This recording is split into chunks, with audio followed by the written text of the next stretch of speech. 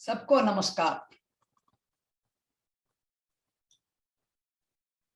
कोचिन विज्ञान तथा प्रौद्योगिकी विश्वविद्यालय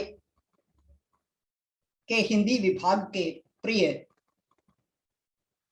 अध्यापक बंधुओं, इस कार्यक्रम के कुशल संयोजक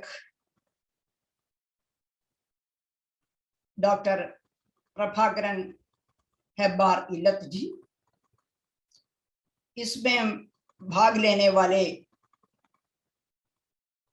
वरिष्ठ विद्वजनों और प्रिय प्रतिभागी मित्रों, सबको पुनः एक बार नमस्कार। इस कोचिन विश्वविद्यालय के पूरा नाम कहूं तो कोचिन विश्वविद्यालय कोचिन विज्ञान व प्रौद्योगिकी विश्वविद्यालय के हिंदी विभाग की ओर से उसके तत्वावधान में आयोजित हरित साहित्य पर केंद्रित इस परिसंवाद में या कार्यक्रम में सम्मिलित होते हुए मुझे अत्यधिक आनंद का अनुभव हो रहा है। ये भी हर्ष की बात है कि मैं कोचिन विश्वविद्यालय के हिंदी विभाग की पूर्व छात्रा रही थी। वहीं मैंने अपना शोध कार्य संपन्न किया था और कोचिन विश्वविद्यालय से ही मुझे पीएचडी की उपाधि प्राप्त हुई थी। अब प्रभाकरन हेब्बार इल्लत जी की ओर से ये अनुरोध आया है कि मैं इस कार्यक्रम में भाग लेकर अपने विचारों को साझा करूं। मुझे भी हर्ष का विषय है। सचमुच तो आप बहुत बड़ा कार्य कर रहे हैं और ये विषय तो अत्यंत प्रासंगिक है, बहुत ही महत्वपूर्ण है। वो आप पिछले 2 दिनों से लगातार इस विषय के विविध पहलुओं पर सुनते आ रहे हैं। मुझे लगता है कि आपका खूब ज्ञानवर्धन हुआ है। इस विषय के संबंध में विषय की खूब जानकारी प्राप्त करने का अवसर सबको मिला है। सचमुच मैं सर्वप्रथम साधुवाद देना चाहती हूं इसके कुशल संयोजक प्रभाकरन हेब्बार इल्लत जी का, जिनकी निष्ठा सराहनीय रही है। कितने दिनों से या कितने हफ्तों से या कितने महीनों से वे निष्ठा के साथ इसके पीछे हैं, इस कार्यक्रम के पीछे हैं। कई विशेषज्ञों को बुला के, देश के इधर उधर से विशेषज्ञों को बुलाकर तथा इस विषय के विविध आयामों पर विषय का चयन करते हुए उन्होंने बहुत ही सराहनीय कार्य किया है। जबकि दुनिया भर में ये विषय आज चर्चा के केंद्र में है, तब मैं कोचिन विश्वविद्यालय के हिंदी विभाग की सराहना करना चाहती हूं कि आपने भी इस महान यज्ञ में, सामाजिक सांस्कृतिक यज्ञ में अपनी आहुति भी चढ़ा रहे हैं। आप भी, यह तो बहुत महत्वपूर्ण बात है। इसमें जुड़े हुए हिंदी विभाग के अध्यापकों, छात्रों और इसके सहभागियों सब मैं साधुवाद देना चाहती हूं और हार्दिक बधाइयां देना चाहती हूं। वैसे मुझे विषय दिया गया है, जैसे कि रेशमा जी ने भी बताया, मुझे बोलना है, मुझे अपने विचार रखने हैं इस रीतिकाल तक की, आदिकाल से लेकर रीतिकाल तक की हिंदी कविता पर। जैसे आप सब सुनना चाहते हैं आधुनिक काल की कविता पर, आधुनिक साहित्य पर, आधुनिक साहित्य की विविध विधाओं पर और समकालीन साहित्य पर विशेषकर आप सुनना चाहते हैं, लेकिन मैं आपको कुछ पीछे की ओर लेना चाहूंगी क्योंकि मेरा विषय यही है। ये तो बात है कि अतीत से कटकर हम जी नहीं पाते, अतीत से, भूतकाल से कटकर हमारा जीवन नहीं है। हमारे जीवन की जड़ें सचमुच अतीत पर ही निर्भर है। अतीत से हम वर्तमान पर आ गए हैं और वर्तमान की सुदृढ़ पीठ पर हम आगे बढ़ते हैं और भविष्य की ओर बढ़ते हैं। और इस प्रकार हमारी परंपरा बनती है, हमारे साहित्य और समाज की परंपरा इस प्रकार ही बनती है। जैसे कि इस कार्य का उद्घाटन उदय प्रकाश जी ने किया है और हिंदी और भारतीय भाषाओं के संबंध में उन्होंने बातें बताई हैं। और उसी प्रकार आशीष त्रिपाठी जी ने भी समकालीन कविता का उदाहरण देते हुए इस हरित साहित्य विषय पर अपने विचार प्रस्तुत किए हैं। और उसी प्रकार इसके सैद्धांतिक पहलुओं पर भी मधुसूदन जी ने और कल डॉक्टर जेम्स जी ने इतनी बारीकी से उसके बारे में विश्लेषण कर दिया और हम सब लाभान्वित भी हुए हैं। और तो कल भी कितने सत्र हुए, उन सब में बड़े ही ज्ञानवर्धक ढंग से अपने विषय को समझाने का सबने प्रयास किया है। और तब तो अब देखिए ये तो सचमुच एक समसामयिक ज्वलंत विषय है, ये प्रकृति, पर्यावरण और ये हरित साहित्य। और वर्तमान दौर में सचमुच इस हरित साहित्य का बहुत बड़ा महत्व है। साहित्य हमेशा ही हित के साथ रहता है। हम सब जानते हैं, हितेन सहम सहितम सहितस्य भावः साहित्यम। हितकारी जो हो वही साहित्य है। साहित्य में सबका हित होना चाहिए। भारतीय संस्कृति का मूल आदर्श भी वही है, सबका हित हो, समस्त जनों का सुख हो, केवल जनों का नहीं, मानव का नहीं, समस्त चराचरों का, समस्त वनस्पतियों का, सबका मंगल हो, कुशल हो, हित हो, यही हम चाहते हैं, यही हमारी संस्कृति है। इसे साहित्य की परिभाषा भी मैंने जो बताई वही है, हितेन सह सहितम सहितस्य भावः साहित्यम। शब्द और अर्थ के संयोग से जो साहित्य बनता है वह सचमुच हितकारी होता है। क्या कहें, हमारे गोस्वामी तुलसीदास जी ने क्या कहा है, कीर्ति भणित भूति भल सोई, सुरसरी सम सब कहे हित होई। ये कीर्ति भणिति भूति भल सोई, सुरसरी सम सब कहा हित होई। बात क्या है, देखिए इससे बढ़कर क्या कहना। चाहे कीर्ति हो, यश हो, या फणिति हो, फणिति माने कविता हो, या भूति हो, भूति माने विभूति, ऐश्वर्य, संपत्ति हो, ये सब किस प्रकार होना चाहिए, सूर्य सरिता के समान, गंगा नदी के समान सबका हित करने वाला होना चाहिए। साहित्य का लक्षण भी यही है, साहित्य भी हितकारी होना चाहिए। साहित्य को हमेशा, साहित्य और साहित्यकार कलाकार को हमेशा समाज के आगे आगे चलना चाहिए। जैसे प्रेमचंद जी ने कहा, मशाल लेकर सबके आगे बैठना चाहिए। वह दीर्घदर्शी, दूरदर्शी होता है साहित्यकार, सचमुच दूरदर्शी होता है और ये तो दीर्घदर्शी भी होता है। वह सब कुछ पहले से ही देख लेता है, आने वाली बातों को देख लेता है, वह व्याकुल रहता है, वह उसकी अभिव्यक्ति कर भी देता है। यही तो बात है। ये वही साहित्य जो हितकारी हो, वही साहित्य देश काल जयी होता है। देश काल जयी साहित्य वही होता है, वही चिरंतन साहित्य होता है। और हम देख सकते हैं, हम जबकि विषय पर आ जाते हैं, सचमुच मैं भी अपने विषय पर ही बोलूंगी, यद्यपि ये विशाल विषय है, व्यापक विषय है, तो भी मैं अपने ही विषय पर सीमित रहने की कोशिश करूंगी। प्रकृति, पर्यावरण आदि ऐसे अहम मुद्दे हैं जो पिछले कई दशकों से वैश्विक स्तर पर चर्चा के केंद्र में है।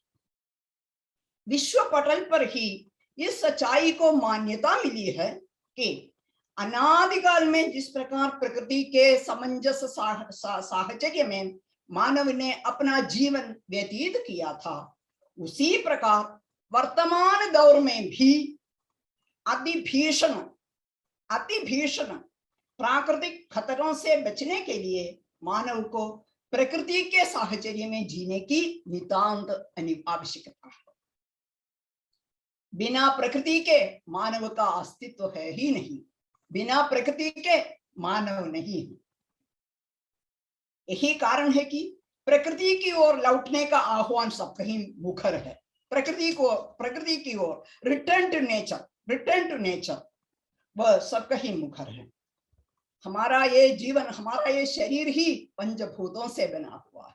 क्षिति, जल, पावक, गगन, समीर, इनसे हमारा शरीर बना है, हमारा जीवन ही बना है। हमारा जीवन, हमारा मूल आधार ही प्रकृति है।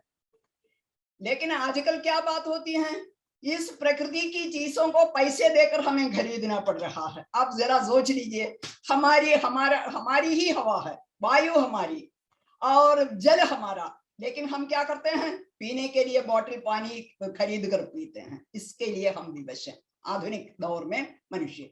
लेकिन पहले ऐसा नहीं होता था।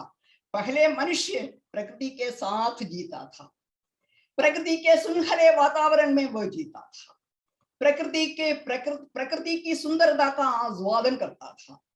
एक निर्मल निर्झरों का पानी वह पीकर जीता था और उसी प्रकार पेड़ पौधों के फल मूल खाते थे। इस प्रकार प्रकृति के साथ उसका निरंतर साहचर्य रहा था।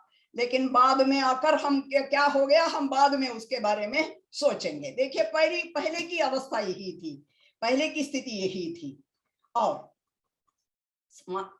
आप ये सोचिए, न मानुषात श्रेष्ठतरम ही किंचित, मनुष्य से श्रेष्ठ कुछ भी नहीं है। सर्वश्रेष्ठ कौन है? ये तो मनुष्य ही है। और मनुष्य की सर्वोत्तम सृष्टि क्या है? मनुष्य की सर्वोत्तम उपलब्धि उसका साहित्य, उसके साहित्य को हम ले सकते हैं। उस साहित्य में भी, मनुष्य की सर्वोत्तम उपलब्धि स्वरूप साहित्य में भी प्रकृति की उपस्थिति सहज स्वाभाविक है, क्योंकि प्रकृति में ही वह जीवन जीता है। इस कारण उसका प्रभाव उस पर पड़ना स्वाभाविक ही है। स्पष्ट है, मानव, प्रकृति और साहित्य, मानव, प्रकृति और साहित्य तीनों का अन्योन्याश्रित संबंध है, तीनों का बहुत बड़ा संबंध है। और अनादिकाल से ही, पुराने जमाने से ही साहित्यकारों ने प्रकृति के साथ अपने रागात्मक संबंधों को, ये विशेष रेखांकित करना चाहूंगी, प्रकृति के साथ अपने रागात्मक संबंधों को बनाए रखने का तथा उसे सृजनात्मक अभिव्यक्ति देने का प्रयास किया है। आधुनिक दौर में क्या हो गया? आधुनिक दौर में औद्योगिकरण, इंडस्ट्रियलाइजेशन तथा शहरीकरण के चंगुल में फंसे मनुष्य के स्वार्थ ने प्रकृति के साथ अपने रागात्मक रिश्ते को अनदेखा करना शुरू कर दिया, रागात्मक रिश्ते को अनदेखा करना शुरू किया तथा प्रकृति के प्रति अद्यावधि जो रागात्मक, जो सकारात्मक रुझान थी, उसकी तब्दीली नकारात्मकता में होती गई। सकारात्मकता नकारात्मकता में होती गई, बदलती गई। प्रकृति के प्रति नकारात्मक रुख अपनाया जाने लगा तो क्या हुआ? प्रकृति बिगड़ गई। और प्रकृति के प्रति नकारात्मक रुख अपनाया जाने लगा तो उसके फलस्वरूप मानव सहित सारे चराचरों के अस्तित्व पर ही भीषण आघात उपस्थित होने लगे। हम सब मानते हैं, हम सब जानते हैं, मानव राशि पर आए खतरे से बचने की ओर चेतना जगाने के श्रम में वर्तमान दौर में साहित्यकार प्रयत्नशील हैं। यही देखना चाहिए, वर्तमान दौर में साहित्यकार और कलाकार किसके लिए प्रयत्नशील हैं? वे प्रयत्नशील हैं मानव राशि पर आए खतरे से बचने की ओर चेतना जगाने के लिए, मानव की चेतना उस ओर जगाने के लिए हमारे साहित्यकार, हमारे कवि, हमारे कलाकार प्रयत्नशील हैं। इसी पृष्ठभूमि में वर्तमान काल में वर्तमान काल में प्रकृति और पर्यावरण वैश्विक स्तर पर ही नए विमर्श के मुद्दे बन गए हैं। वैश्विक स्तर भी, यूएन में भी, संयुक्त राष्ट्र संघ में भी ये चर्चा का विषय बना है, हमारा मौसम परिवर्तन आदि आदि। और इस प्रकार प्रकृति पर्यावरण संरक्षण की ओर मानव मात्र को जागरूक करने की दिशा में हरित साहित्य और हरित विमर्श का अहम योगदान है। इस दिशा में हरित साहित्य का योगदान होता है, जिसमें आप भी, आपके ये कोचिन विश्वविद्यालय का हिंदी विभाग भी अपनी आहुति चढ़ा रहा है। बहुत बहुत साधुवाद आप सबका। और इस समय मुझे महात्मा कबीरदास की पंक्तियां याद आती हैं। सुखिया सब संसार है जो खावे और सोवे, सुखिया सब संसार है जो खावे और सोवे। ये संसार सुखी है, वह संसार सुखी है जो खाता है और पीता है और सोता है। ये कितना सुंदर संसार है, देखिए, ये वे लोग सुखी हैं। सुखिया सब संसार है, संसार के लोग सुखी हैं। और eat, drink and be merry and also sleeping they are. और सुखिया सब संसार हैं जो खावे और सोवे। दुखिया दास कबीर है। साहित्यकार के दुख के बारे में कहते हैं कबीरदास, संकेत करते हैं। किसके बारे में? कबीरदास संकेत करते हैं साहित्यकारों के संबंध में, कलाकारों के संबंध में कि दुखिया दास कबीर है जो जागे और रोवे। साहित्यकार जागता रहता है, जबकि सारे लोग निद्रा में हैं, नींद में हैं, आराम कर रहे हैं। तब जागते रहने वाला कौन होता है? जागते रहने वाला साहित्यकार होता है, कलाकार होता है, जो जागता रहता है, रोता रहता है और जनता को इस ओर सचेत भी कर देता है। और हम हमारे अतीत की ओर देखें तो हम देख सकते हैं कि हमारा आदि काव्य रामायण और महाभारत, रामायण में हो चाहे महाभारत में हो, सब में प्रकृति का चित्रण बखूबी मिलता है। इसका कारण भी है, हम बाद में उस पर विचार करेंगे, क्योंकि आदि काव्य वाल्मीकि कृत रामायण को देखिए। वाल्मीकि स्वयं वनवासी, स्वयं कवि वनवासी, निषाद जाति की, वन्य जाति का व्यक्ति। और उसका काव्य नायक राम भी यद्यपि राजा बने थे, लेकिन अधिकांश उनका समय कहाँ व्यतीत हुआ था? वनवास में व्यतीत हो, वन में ही व्यतीत हुआ था। इस प्रकार प्रकृति में ही जीने वाले कवि और प्रकृति में जीने वाले काव्य नायक और बाकी सारे। और वह तब की जनता भी जंगल में जीती थी, तो प्रकृति की सुरम्य भूमि में ही, सुरम्य वातावरण में ही जनता जीवन बिता रही थी। और उस समय रचे गए काव्य में प्रकृति के साथ का संबंध होना सहज ही स्वाभाविक है। पिछले दिनों में आपने इन सब के बारे में सुना भी है, इस कारण मैं उन बातों के बारे में ज्यादा बोलना नहीं चाहूंगी। और फिर तो देखिए संस्कृत वाङ्मय में कालिदास कृत मेघदूत, ऋतु संहार जैसे काव्यों में चित्रित प्रकृति की मनमोहक छवियों ने पाठकों को इस भांति मुग्ध कर दिया था कि काव्य में प्रकृति का वर्चस्व रूढ़ मूल हो गया। प्रकृति के प्रति पाठकों की आसक्ति बनी। काल और देश के परे इसका महत्व आंगा गया। देश बदले या काल बदले, लेकिन प्रकृति के प्रति मनुष्य का प्रेम नहीं बदला, कलाकार का प्रेम नहीं बदला। प्रकृति और परिवेश के प्रति जागरूकता कवि का अनिवार्य युग धर्म है। कवि का युग धर्म है वह प्रकृति से जुड़े, परिवेश से जुड़े। कहा भी करते हैं, the poet and the age react upon each other.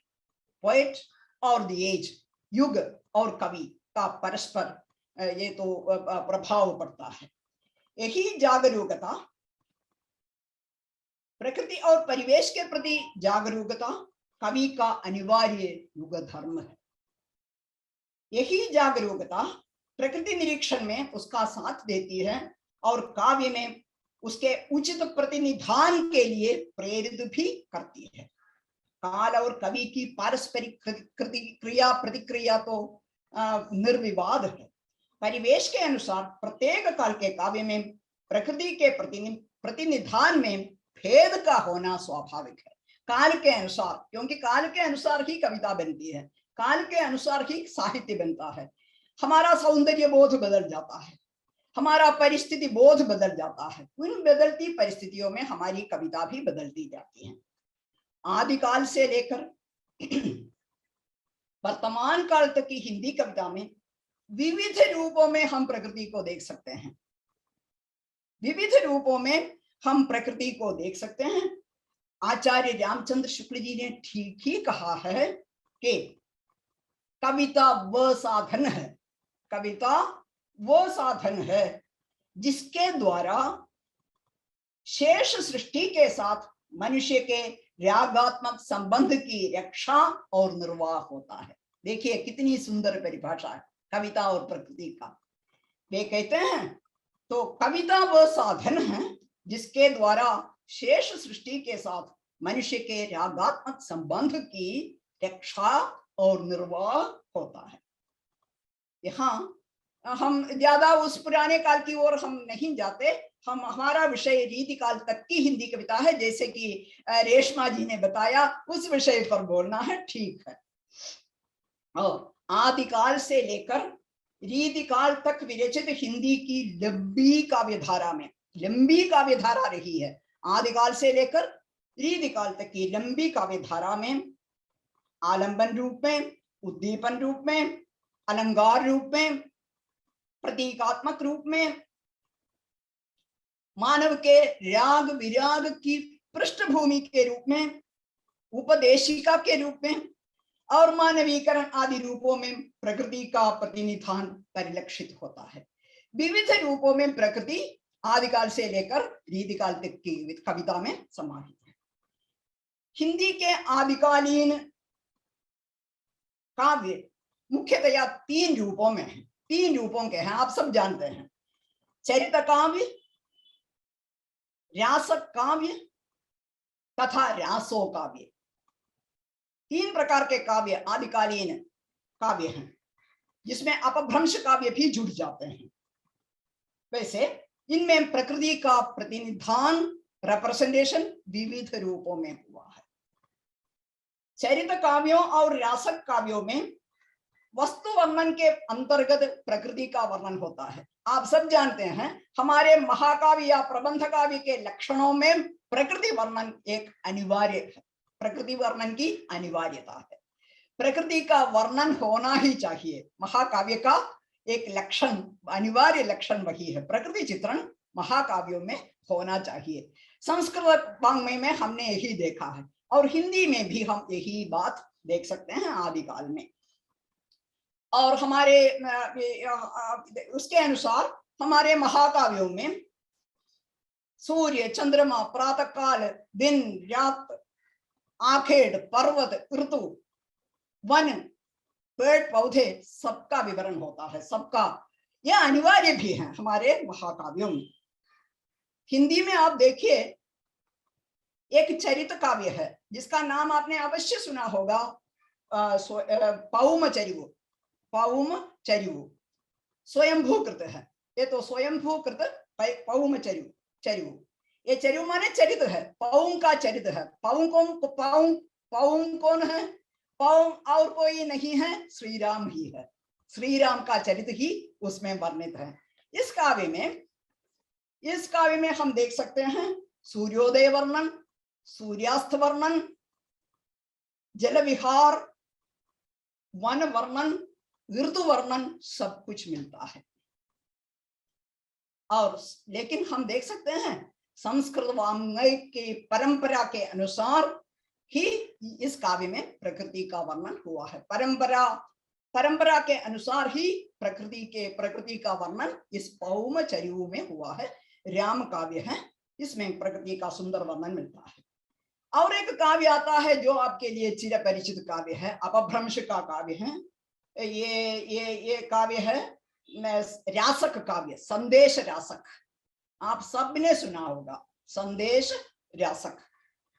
इसके कवि के बारे में भी आप जानते होंगे। इसके कवि हैं 12वीं शती में जीवित अब्दुल रहमान या अहमान या अब्दुर्रहमान भी कहते हैं, पुराने कवि हैं। वो उनका असली नाम कहते हैं अब्दुल रहमान है, उसे अदहमान भी कहते हैं, अहमान भी कहते हैं। उसके द्वारा रचित संदेश रासक है। ये संदेश काव्य है। संदेश काव्य में प्रकृति वर्णन के लिए खूब गुंजाइश है। कारण क्या है? ये संदेश भेजते हुए नायक नायिका को या नायिका नायक को ही संदेश भेजता, तब तो वहां तक पहुंचने के स्थान का वर्णन, उसके बीच में आने वाली जगहों का वर्णन, वनों का वर्णन, मंदिरों का वर्णन, सब कुछ उसमें होता है। हम यही देख सकते हैं। इस संदेश रासक में, जैसे कि संदेश रासक की कथा तो आप जानते ही होंगे। एक विरहिणी नायिका अपने नायक को संदेश भिजवाती है। यही उसकी कथा वस्तु है। संदेश रासक की कथा वस्तु यही है। प्रस्तुत कृति में उसके तीसरे प्रक्रम में, उसके एक एक अध्याय को, सर्ग को प्रक्रम कहा गया है। उसके तीसरे प्रक्रम में 6 ऋतु वर्णन है। इस 6 ऋतु वर्णन में प्रकृति का अत्यंत मनोहर वर्णन मिलता है, अत्यंत सुंदर वर्णन मिलता है। जैसे इस कृति में विरहिणी नायिका की विरह दशा के वर्णन के सिलसिले में 6 ऋतु वर्णन आता है। ग्रीष्म से शुरू होता है। ये ऋतु वर्णन ग्रीष्म ऋतु से शुरू होता है और वर्षा, शरत, हेमंत, शिशिर और वसंत का हृदयहारी चित्रण इसमें मिलता है। ऋतुओं का चित्रण, तब तो प्रकृति का आना स्वाभाविक है, प्रकृति का चित्रण इसमें मिलता है। और संदेश रासक का वसंत वर्णन, उसका भावार्थ मैं बताऊंगी। इसमें कवि वर्णन करते हैं, अहमान वर्णन करते हैं, वृक्षों पर सर्वत्र नव कोंबलें आ गई हैं। वृक्षों पर सर्वत्र नव कोंबलें आ गई हैं। केतकी पुष्पित हो रही है, केतकी पुष्पित हो रही है। भौरे गूंज रहे हैं, किंशुक और पलाश बोल रहे हैं। लेकिन क्या बात है, ये तो विरह काव्य है, संदेश काव्य है। इस कारण हर ऋतु वर्णन का अंत विरहिणी की विरह दशा की तीव्रता का वर्णन करते हुए होता है। विरहिणी की विरह दशा की तीव्रता का वर्णन होता है। और इस कारण कवि कहते हैं, कवि के अनुसार प्रकृति का वसंतोत्सव भी, वसंत ऋतु वर्णन भी विरहिणी के लिए किस प्रकार लगता है? विरहिणी के लिए यम का पाश लगता है, काल का पाश लगता है। प्रकृति में वसंत है, लेकिन विरहिणी के हृदय में वह जो है यम का पाश बनकर उसे कसकर बांध देता है, जकड़ देता है। इसी प्रकार का वर्णन पुराने काव्यों में मिलता है, पुराने काव्यों में मिलता है। इस काव्य की यही विशेषता है कि इस काव्य के अंत तक आते आते, जबकि विरहिणी अपनी विरह कथा समाप्त कर देती है, तभी इसका एक होता है कि दूर से अब उसका नायक उस ओर आ जाता है। यही इस काव्य की विशेषता है। विरहिणी अपनी विरह कथा समाप्त कर देती है, तभी नायक लौट आता है। और काव्य के अंत में कवि कहते हैं, जिस प्रकार नायिका का मनोरथ सफल हो जाता है, उसी प्रकार पाठकों का मनोरथ भी सफल हो जाए। इस प्रकार इस काव्य का अंत हो जाता है। जबकि हम मलयालम में कहते हैं, मलयालम के संदेश काव्यों में भी इसी प्रकार का चित्रण मिलता है। जबकि आप हिंदी मलयालम दोनों की चर्चा करते हैं, तब एक बात मलयालम की भी मैं कहना चाहूंगी, उसकी चर्चा, कि आपको बाद में जबकि समय मिले तब उसे भी पढ़ लें और हिंदी के साथ उसकी तुलना करें। बस एक काव्य की चर्चा ही मैं करूंगी, उसका नाम है उन्नुनीली संदेशम। आपने सुना होगा अवश्य। मलयालम कविता से परिचित सभी जानते हैं उन्नुनीली संदेशम। उन्नुनीली संदेशम में क्या होता है, ये तो पुरानी कथा है, उसमें और नायक और नायिका दोनों, ये तो कड़तुरुती नामक स्थान में, कड़तुरुती भी आप जानते हैं कोट्टयम जिले का स्थान है कड़तुरुती, वैक्यम, कड़तुरुती, एटुमानूर, तीनों जगह है, तीनों जगहों पे प्रसिद्ध महादेव मंदिर होता है। यही हम देख सकते हैं, ये दोनों वहां रह रहे थे कड़तुरुती में। एक दिन रात में नायक नायिका सो रहे थे कि एक गंधर्व आ जाता है और एक गंधर्व आकर नायक को उड़ाकर ले चलता है, सोते ही निद्रा में ही लेकर एक गंधर्व आ जाता है, नायक को उठाकर नायिका के पास से उठाकर ले चलता है, लेकिन बीच में नायक जग जाता है। ये तो कहानी में जिस प्रकार प्रश्न नहीं है, उसी प्रकार कविता, प्राचीन कविता में भी चर्चा नहीं होनी चाहिए, प्रश्न नहीं उठाना चाहिए। ये नायक जाग पड़ता है, जाग जाता है, और जागते हुए वो उसे मालूम होता है कि वह पत्नी के पास नहीं है। तब तो वह क्या करता है, नरसिंह मंत्र जपता है, और नरसिंह जप के जपने के कारण ये गंधर्व उसे तिरुवनंतपुरम के पद्मनाभ स्वामी मंदिर के पास छोड़ देता है। तिरुवनंतपुरम के पद्मनाभ स्वामी मंदिर के बारे में आप सब जानते हैं, क्योंकि आजकल बहुत मशहूर हो, पहले से ही मशहूर है, आजकल मशहूर इसलिए है कि दुनिया भर के, संसार भर के सबसे धनी भगवान श्री पद्मनाभ ही हैं, और सबसे धनी मंदिर यही श्री पद्मनाभ स्वामी मंदिर है। आजकल जो कोई भी यात्री, विशेषकर उत्तर भारत से जो पर्यटक आ जाते हैं, पद्मनाभ स्वामी मंदिर देखने के लिए आ जाते हैं, वे पद्मनाभ स्वामी के दर्शन से अधिक वहां के खजाने को देखना चाहते हैं, वहां के सोने जवाहरात को देखना चाहते हैं। वे पूछते हैं कि ये कहाँ है, ये तह खाने कहाँ है, ये तह खाने कहाँ है जहाँ ये सोने जवाहरात सब तो बंद हैं, ये पूछते हैं। यही बात है। वहीं तिरुवनंतपुरम में ये तो गंधर्व उसे छोड़ देता है। देखिए वहां अकस्मात उसका एक मित्र मिल जाता है नायक का, आदित्य वर्मा, और आदित्य वर्मा को वह संदेश सुनाता है। देखिए तिरुवनंतपुरम से कड़तुरुती तक जाने का वह मार्ग बता देता है। सचमुच सारे मलयालम के आलोचकों ने कहा है कि इतना सुंदर केरलीय प्रकृति का चित्रण और किसी पुराने काव्य में नहीं है। इतना सुंदर, केरल की जो गॉड्स ओन कंट्री कहा जाता है, देवता की अपनी भूमि ये केरल, उसकी मनोरम प्रकृति का इतना ज्वलंत चित्रण इस उन्नुनीली संदेशम में मिलता है। उसी प्रकार हमारे संदेश काव्यों में भी ये तो इस प्रकार का चित्रण, हमारे जो बीच में जितने ही प्रदेश हैं उसका चित्रण, वहां के पेड़ पौधों का चित्रण, वहां के वनों का चित्रण, वहां के बाग बगीचों का चित्रण, वहां के निर्झरों का चित्रण, वहां की नदी नालों का चित्रण, सब कुछ मिल जाता है। प्रकृति का मनोहारी चित्रण हमारे संदेश काव्यों में मिलता है, चाहे वो मलयालम में हो या हिंदी में हो या दूसरी भारतीय भाषाओं में हो। छोड़ दीजिए, आप कहीं उसे पढ़ लीजिएगा। और देखिए उसके बाद हम व्यासो काव्य की ओर आ जाएंगे। हमारे लिए काफी परिचय व्यासो काव्यों से है, जो पृथ्वीराज रासो हैं, बीसल देव रासो हैं, घुमान रासो हैं, परमाल रासो हैं, कितने ही रासो काव्य हैं। इन रासो काव्यों में भी ये तो प्रकृति का कई रूपों में वर्णन मिलता है। आप सब जानते हैं वो उस समय एक काल ही वीर गाथाओं का काल रखा था।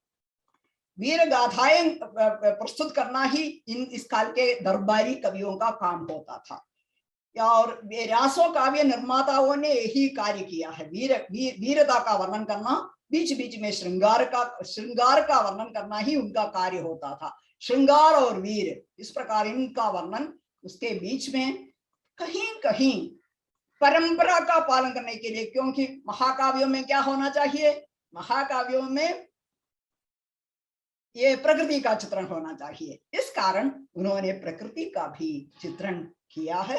हम देख सकते हैं ये हम पहले ये चर्चा करेंगे बीसल देव रासो का। आप सब जानते हैं बीसल देव रासो के रचयिता नरपति नाल्ह हैं। नरपति नाल्ह उनके द्वारा रचित बीसल देव रासो। उस काव्य की विशेषता क्या है? हिंदी का प्रथम 12 मासा वर्णन उसमें मिलता है। 12 मासा वर्णन आप जानते ही होंगे। 12 महीनों में, साल भर के 12 महीनों में ये तो या तो विरहिणी या विरही की मनोदशा का चित्रण ही उसमें होता है। एक और प्रकृति का और दूसरी ओर मानव का।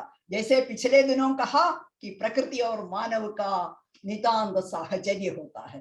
प्रकृति दुखी है तो नहीं, मानव दुखी है तो उसका दुख प्रकृति में भी प्रतिफलित होता है, ऋतुओं में प्रतिफलित होता है। हर महीने में मनुष्य का जो मनुष्य की जो चित्त वृत्ति होती है, उसी चित्त वृत्ति का प्रभाव उसके साहित्य में भी पड़ता और नहीं, वो प्रकृति में भी पड़ता रहता है।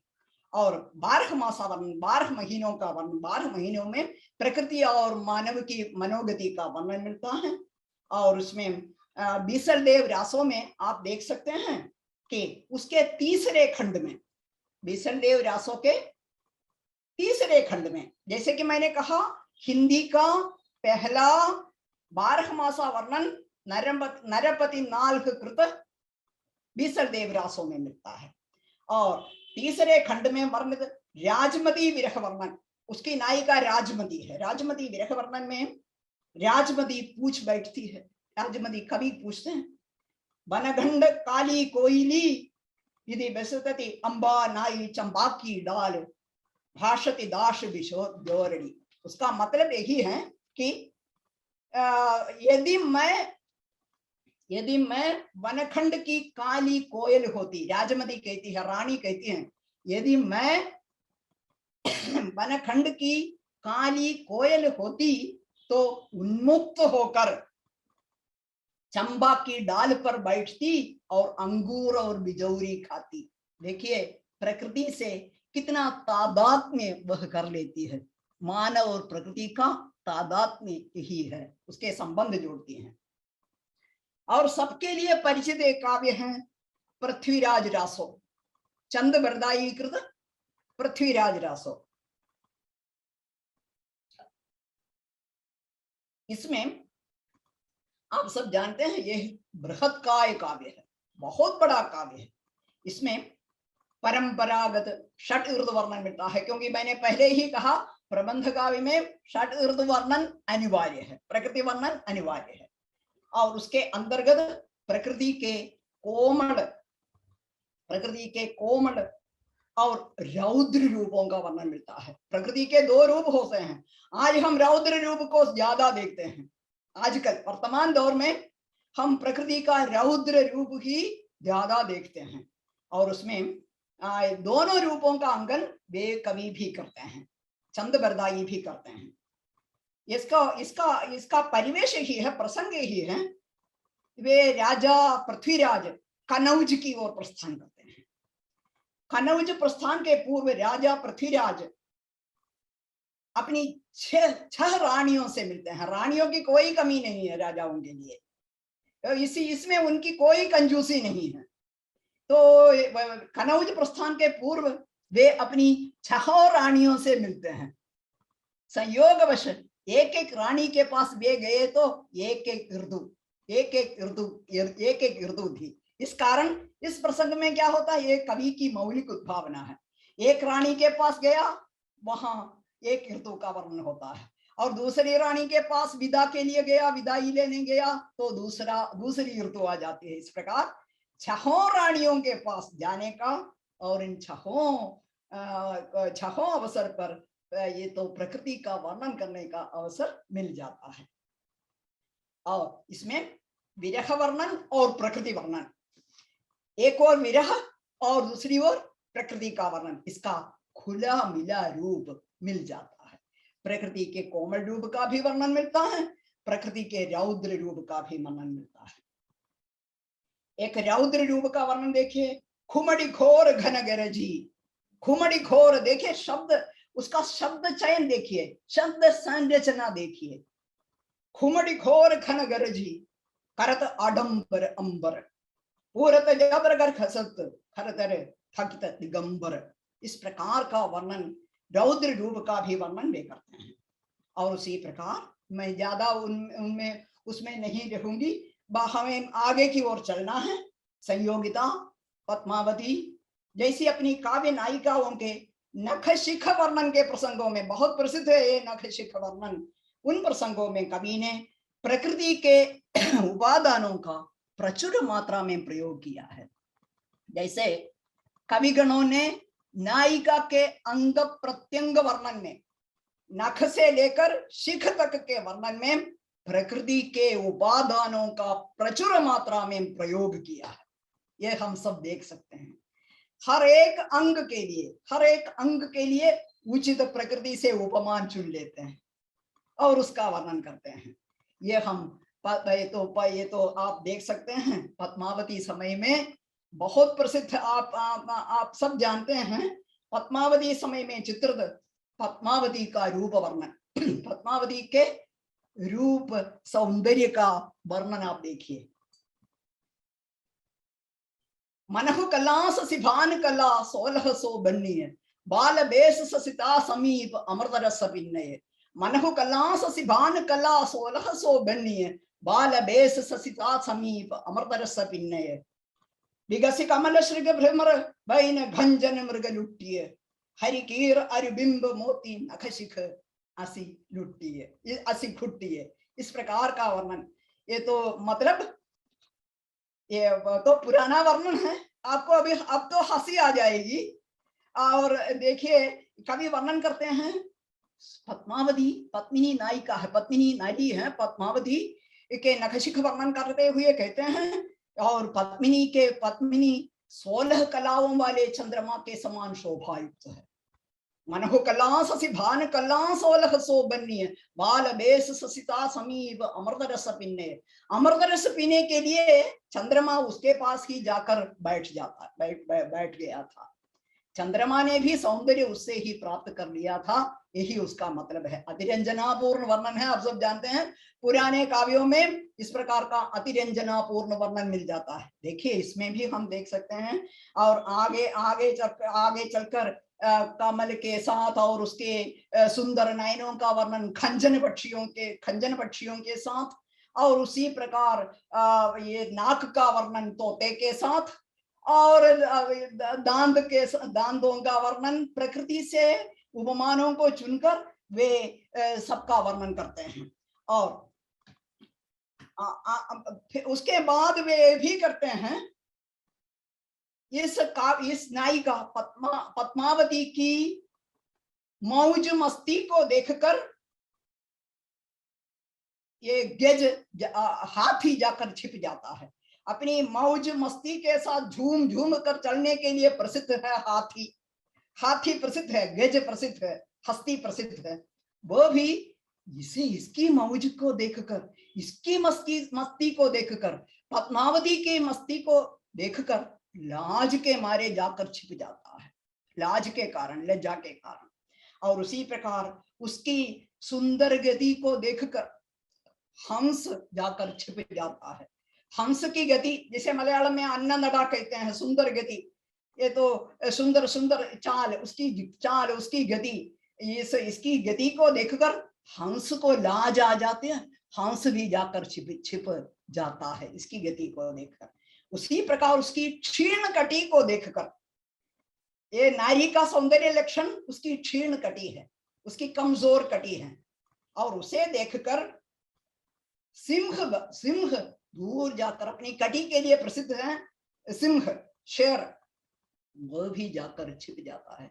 देखिए इससे आपको पता चलेगा कि संस्कृत परंपरा के सौंदर्य वर्णन का, नखशिख वर्णन का प्रभाव हमारे इस काव्य में भी हम देख सकते हैं। उदाहरण के जैसे कि ये संस्कृत वाङ्मय का ये हमने बहुत सुना है, उड़ राजमुखी मृगराज कटी गजराज विलासित मंदगति, सौंदर्य का लक्षण वही है। क्या है? उडुराज मुखी। लेकिन आज ये नहीं चलेगा। आज हम सब जानते हैं चंद्रमा के साथ किसी भी सुंदरी की मुखड़े की तुलना नहीं हो सकती। परिवेश बदल गया है, हमारा युग वैज्ञानिक हो गया है। हम वैज्ञानिक उपलब्धियों के कारण हम जान गए हैं कि ये चंद्रमा उतना सुंदर तो नहीं है, इस कारण आज ही नहीं चलेगा। लेकिन पुराने जमाने में ये तो उडराज मुखी स्त्री का सौंदर्य लक्षण, और मृगराज के कटी के समान क्षीण कटी, और गजराज विलासित मंदगति, गजराज के समान झूम झुककर और मंद गति के साथ चलना, यही सौंदर्य का लक्षण होता था। इसी की परंपरा का पालन हम किसमें देख सकते हैं? हमारे पृथ्वीराज रासो के नखशिख वर्णन में भी देख सकते हैं। लेकिन आप सब जानते हैं युग बदल गया है, ये पुराना वर्णन हो गया है, जिसके बारे में हमारे कवि अज्ञेय जी ने कहा है। सच्चिदानंद हीरानंद वात्स्यायन अज्ञेय ने अपनी कलगी बजरे की नामक कविता, आप सबके लिए बहुत प्रसिद्ध, आप सब जानते हैं। अज्ञेय जी कहते हैं नारी के सौंदर्य के प्रतीक सब बदल गए हैं। वे कहते हैं हरी बिछली घास कलगी बाजरे की, हरी बिछली घास डोलती कलगी छरहरे बाजरे की।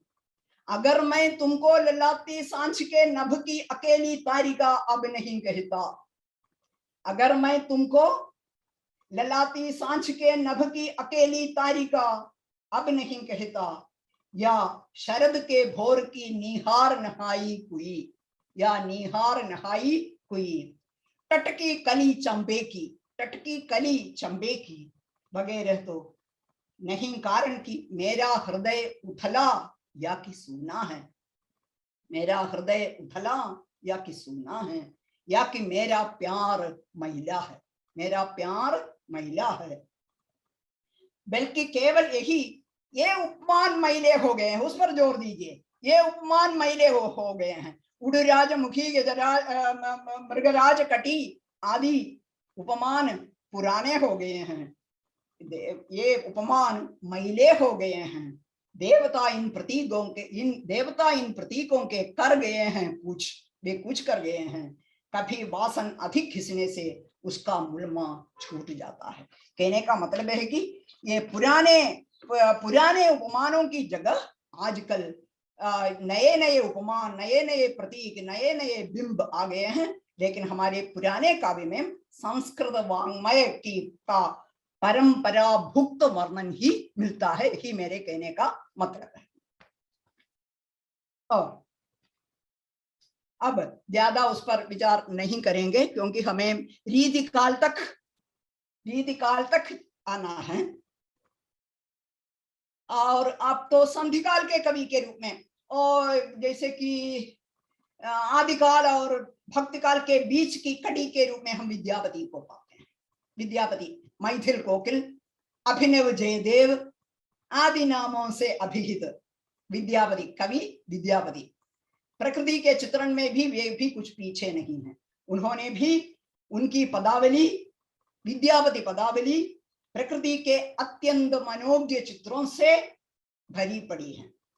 संयोग श्रृंगार के वर्णन प्रसंग में कवि ने षट ऋतु वर्णन का प्रयोग किया है, षट ऋतु वर्णन का प्रयोग किया है, और वियोग वर्णन में 12 मासे का प्रयोग किया है।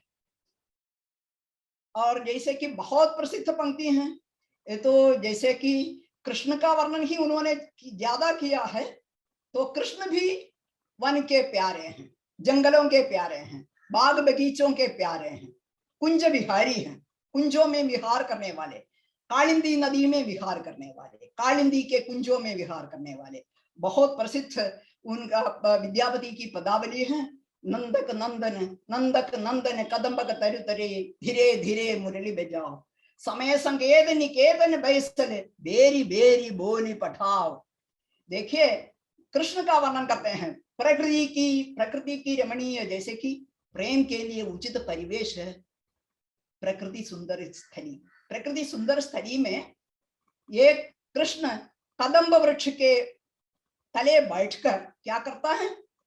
अपनी अपनी अपनी बांसुरी से बेरी बेरी बोली पठाओ, बार बार संदेश भेजते हैं, सुर भेजते हैं।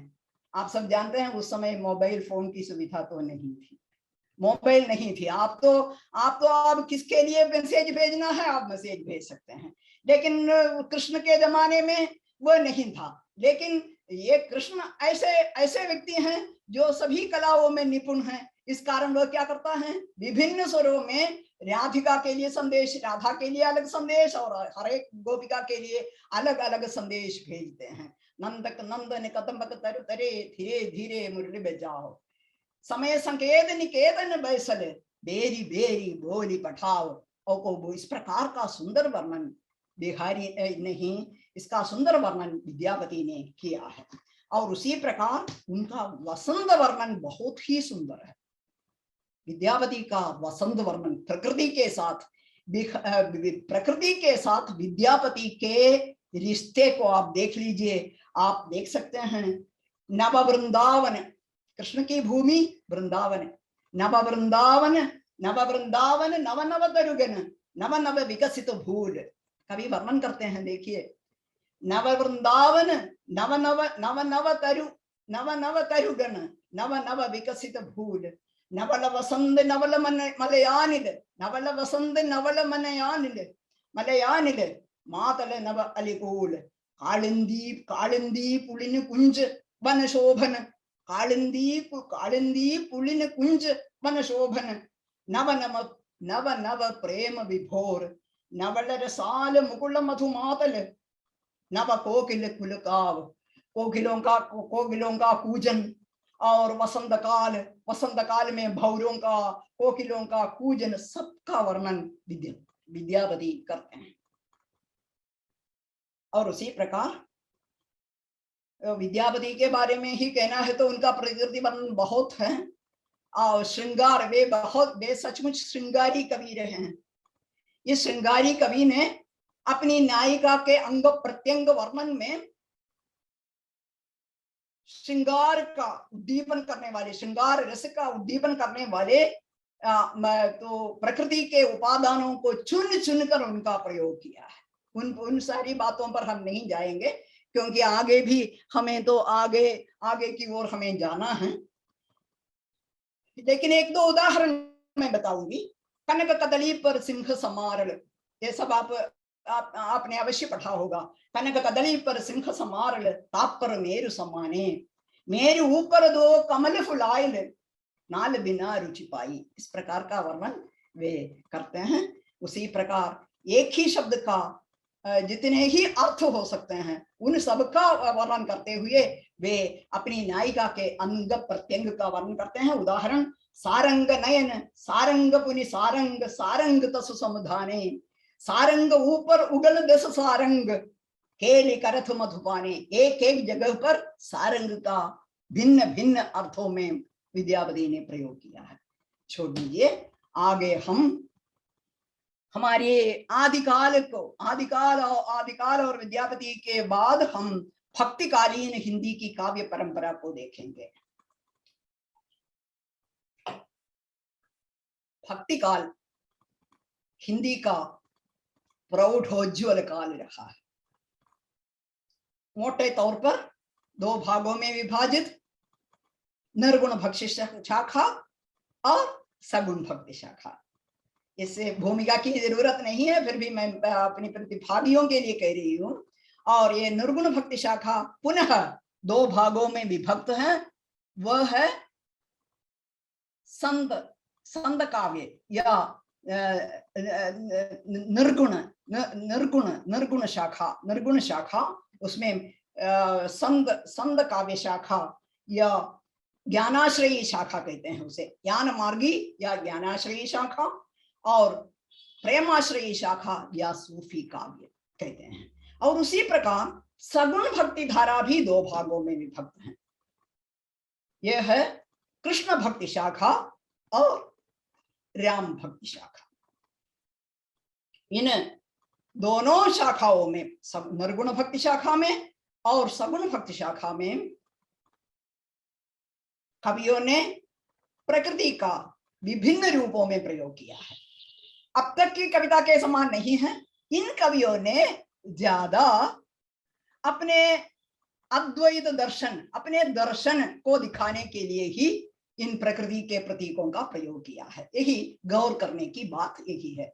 क्या अंतर है ये देखने के लिए मैंने ये बात बता दी। प्रकृति का आलंबन रूप या उद्दीपन रूप में चित्रण संत काव्यधारा में विरले ही मिलता है, किंतु प्रकृति के विविध उपादानों के सहारे इन कवियों ने गहन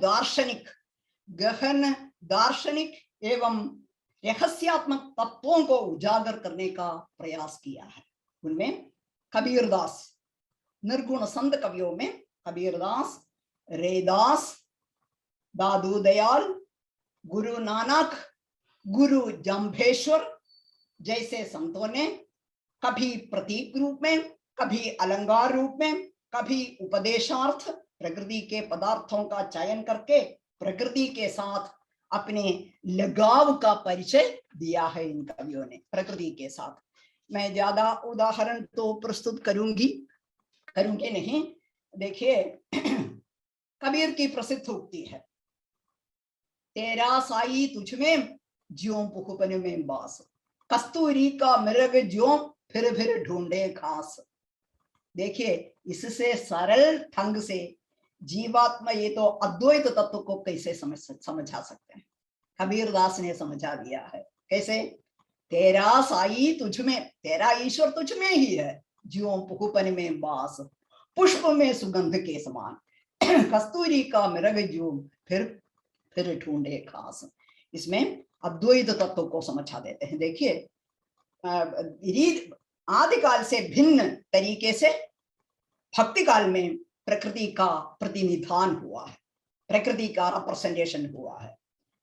और एक प्रसिद्ध दोहा है, जल में कुंभ, कुंभ में जल, बाहर भीतर पानी, फूटा कुंभ जल जल ही समाना, यही तथ्य कहो ज्ञानी। ज्ञानी लोग क्या तथ्य कहते हैं? जल में कुंभ, कुंभ में जल है। ये जल कुंभ फूट जाता है, पानी पानी में मिल जाता है, जीवात्मा और परमात्मा का मिलन हो जाता है। इसी के बारे में देखिए, गहन तत्व को साधारण प्रकृति से उपादानों को लेकर कबीरदास समझा देते हैं।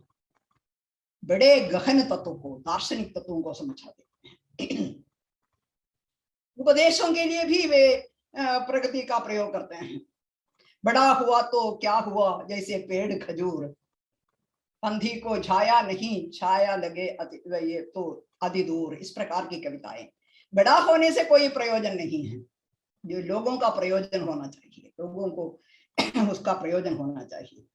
और उसी प्रकार कहते हैं, वृक्ष कबहु नहीं फल भाखै, वृक्ष अपना फल नहीं खाता, नदी न संचय नीर, परमार्थ के कारणे साधुन धरा शरीर। साधु लोग शरीर धारण करते हैं परमार्थ के लिए, स्वार्थ के लिए नहीं। आज जो स्वार्थ का युग है, उस स्वार्थ के युग में कबीरदास कहते हैं ये तो वृक्ष कबहु अपना फल नहीं खाता है। इस प्रकार की कविता भी ये तो उन्होंने लिखा है। और प्रतीक के रूप में भी और एक जगह पर कवि कहते हैं, बकरी पाती खाती हैं ताकि काटी खाल, जो नर बकरी खाते हैं ताको कौन हवाल। बहुत आजकल के युग में बहुत ही प्रासंगिक है।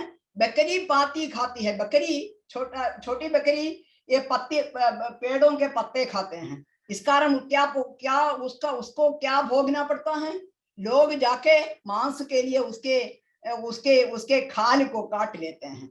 तब कबीर पूछते हैं, जो बकरी खाता है, जो मनुष्य बकरी को खा लेता है, ताको क्या हवा, कौन हवाल है, उसकी क्या गति होगी। इस प्रकार वे पूछते हैं। और उसी प्रकार प्रकृति प्रतीक विधान भी हम देख सकते हैं। प्रतीक विधान एक प्रतीक उदाहरण स्वरूप में प्रस्तुत करूंगी। काहे रे नलिनी तुम कुमिलानी, तेरे ही नाल सरोवर पानी, जल में उत्पत्ति जल में वास, जल में नलिनी तोर निवास। काहेरी नलिनी, नलिनी यहाँ नलिनी, नलिनी माने कमलिनी, कमलिनी जीवात्मा और जल परमात्मा का प्रतीक है। मतलब कहने का मतलब ये है कि बड़े ही गहन दार्शनिक तत्वों को संत कवियों ने समझा दिया है प्रकृति के उपादानों के द्वारा। और एक ये बहुत प्रसिद्ध नियुक्ति है, माली आवत देख कई कलियां करी पुकारे, फूले फूले चुन लए काल ही हमारी बारी। बहुत प्रसिद्ध है ये तो। इसमें ये तो माली आवत देख कर एक नियुक्ति है, माली आवत देख कर कलियां करी, कलियां पुकार उठती हैं, फूले फूले चुनकर ले जाते हैं, यमदूत आकर कल हमारी बारी होती है, इस प्रकार। और उसी प्रकार कबीर की उलटबाजियां भी प्रसिद्ध है। उलटबाजियों के सहारे भी कवि प्रकृति से उपमानों को चुनकर, प्रकृति से उपादानों को चुनकर ये उलटबाजियां बनाते हैं। कैसे? एक उदाहरण, धरती उलटी आकाशे जाई, चिउंडी के मुख हस्ती समाये। चींडी के मुख में हस्ती समा जाता है। बिना पवन सो पर्वत उड़ई, बिना पवन पर्वत उड़ई, जीव जंतु सब वृक्ष चढ़ई। इसी प्रकार संत कवियों ने गहन दार्शनिक तत्वों को बताने के लिए प्रकृति से कई उपादानों को चुन लिया है और उसी प्रकार अपने काव्य में उसका प्रतिनिधान किया है। इस प्रसंग में और एक संत कवि का उल्लेख करना मैं चाहूंगी, जिस संत कवि का नाम है गुरु जाम्भेश्वर। जम्भ कवि या जाम्भेश्वर 15वीं सदी के कवि थे, संत कवि थे जाम्भेश्वर, राजस्थान के कवि थे। उनकी यही विशेषता है कि उन्होंने एक धर्म की स्थापना की है, जिस धर्म को बिश्नोई धर्म कहते हैं। बिश्नोई धर्म 20 और 9, उन्होंने इस बिश्नोई धर्म के लिए कुछ नियम बनाए हैं। बिश्नोई 20 और 9 29 नियम। इस कारण इसका नाम ही बिश्नोई धर्म है। और इसमें गुरु जाम्भेश्वर का नाम आता है और प्रकृति प्रेम के लिए इनका नाम विशेष रूप से लिया जाता है। जाम्भेश्वर का नाम संत कवियों में जाम्भेश्वर का नाम अपने प्रकृति संरक्षण के लिए लिया जाता है। तो शब्द वाणी में उनका कथन, उनकी वाणी के संग्रह का नाम है शब्द वाणी। उसमें वे कहते हैं, मोरे धरती ध्यान वनस्पति बासो, ओजू मंडल झायो। उसका भावार्थ है कि मेरे ध्यान में सारी भूमि है, सारी पृथ्वी है, तथा वनस्पति में मेरा वास है, सारी वनस्पतियों में मेरा वास है। इस प्रकार कहकर पेड़ पौधों के प्रति अपने रागात्मक संबंध को जोड़ने वाले संत कवि रहे थे, महान संत रहे थे। ये तो जाम्भेश्वर, ये तो उनकी प्रसिद्ध वाणी है, जीव दया पालनी रुख लीलो नहीं खावे। पृथ्वी पर मानव के अस्तित्व को बनाए रखने के लिए जीवों पर दया करो। वे हमेशा कहते हैं, ध्यान दीजिए, जीवों पर दया करो और हरे वृक्षों को मत काटो। देखिए कितना प्रासंगिक है। 15वीं सदी में जाम्भेश्वर ने कहा। यही कारण है कि उन्हें ये तो प्रकृति पर्यावरण संरक्षण के अग्रदूत कहते हैं। प्रकृति पर्यावरण संरक्षण के अग्रदूत के रूप में हम गुरु जाम्भेश्वर का नाम लेते हैं। आगे चलकर मैं यहाँ कहना नहीं चाहूंगी, क्योंकि उनका कहना है कि जीवों पर दया करो, हरे वृक्षों को मत काटो। इस प्रकार का उनका उपदेश है। ये 15वीं सदी के महात्मा, 15वीं सदी में जीने वाले महात्मा हैं। देखिए बाद में हम देख सकते हैं, जबकि हरित साहित्य का प्रसंग आ जाता है, प्रकृति पर्यावरण का प्रसंग आ जाता है, तो हमें देखना चाहिए कि इन बिश्नोई धर्म के वालों ने, गुरु जाम्भेश्वर और उनके अनुयायियों ने, आप सब जानते हैं राजस्थान मरु प्रदेश, राजस्थान का धार जो मरु प्रदेश है, मरु प्रदेश पर पौधे और पेड़ रखकर उन्होंने उसे सरसा दिए, उन्होंने उसे हरा भरा बनाया। मरुभूमि को सरसाना आसान कार्य नहीं है, बहुत कठिन कार्य है। आगे चलकर विश्व साहित्य में ही ये तो चिपको मूवमेंट के समान एक पहला मूवमेंट वहीं खटा था। आपको ये बात याद रखनी चाहिए, क्योंकि हिंदी में ये बात हुई थी, राजस्थान में ये बात हुई थी कि खेजड़ली नामक एक स्थान है जहां इस बिश्नोइयों ने खेजड़ी नामक पेड़, खेजड़ी नामक पेड़ों को उगाया और ये मरु प्रदेश सरसा उठा, हरा भरा हो उठा। आगे चलकर मैं ज्यादा उस पर जाना नहीं चाहूंगी कि समय की भी कमी है, हमें आगे भी कई बातें जाननी चाहिए। मैं इसलिए कह रही हूं कि आप उस कहानी को पढ़ें, क्योंकि विश्व इतिहास की पहली कहानी है एक वृक्षों के लिए अपनी बलि चढ़ाने की कहानी। हम तो चिपको जानते हैं, अन्य कई मूवमेंट जानते हैं, लेकिन उसके पहले हमारे ही देश में राजस्थान में मरु प्रदेश में खटी एक घटना है। तो एक खेजड़ी नामक स्थान, खेजड़ी भी कहते हैं, खेजड़ली भी कहते हैं, वहां हम देख सकते हैं। आगे चलकर 17वीं सदी में, 17th सेंचुरी में एक राजा आए और राजा के महल बनाने के लिए लकड़ी की जरूरत हुई, तो लोगों ने कहा कि यहाँ खेजड़ी के बहुत सारे वृक्ष हैं, उनको काटो। तो राजा की आज्ञा है, लोग क्या करें, लोग आए, कुल्हाड़ी लेकर आए और वृक्षों को काटने लगे। तो पता चला तो वहां की एक बिश्नोई धर्म की अनुयायी, उसकी नाम अमृता देवी है, अमृता देवी और उनके परिवार वाले, उनके अनुयायियों ने मिलकर क्या किया, हर एक वृक्ष को से चिपक कर वे लोग रह गए अपने एक एक वृक्ष के पास। जहां लोग कुल्हाड़ी मार रहे थे और ये अपने वृक्ष से चिपक कर ये लोग खड़े हो गए। ये तो उन्होंने कहा कि सर जाए तो सर चला जाए, शरीर कट जाए तो जाए, लेकिन वृक्ष न कटे। देखिए कितनी सराहना करनी है उनकी, वृक्षों के प्रति उनका प्रेम। और तो लोगों ने क्या किया, तो वहां खून की धारा बहने लगी। इस प्रकार उस खेजड़ी नामक स्थान पे 363 लोगों ने अपनी बलि चढ़ाई। किसके लिए? वृक्षों के लिए, पेड़ के लिए, पेड़ पौधों के लिए अपनी बलि चढ़ाई, अपनी प्राणों की बलि दे दी। ये तो एक घटना है। और तो ज्यादा मैं उस पर भी बातें नहीं करना चाहूंगी, क्योंकि हमें आगे सूफी काव्य धारा पर जानी है।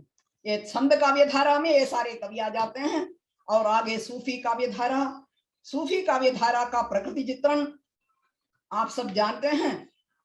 ये गहन दार्शनिक तत्वों से बोझिल नहीं है। उनका प्रकृति चित्रण अधिक प्रौढ़, पुष्कल एवं प्रौढ़ है।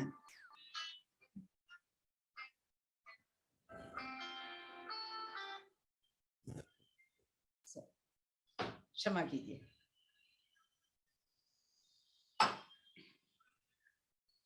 और ये तो सूफी काव्य धारा पर हम जाएंगे, प्रेमाश्रयी काव्य धारा की ओर जाएंगे।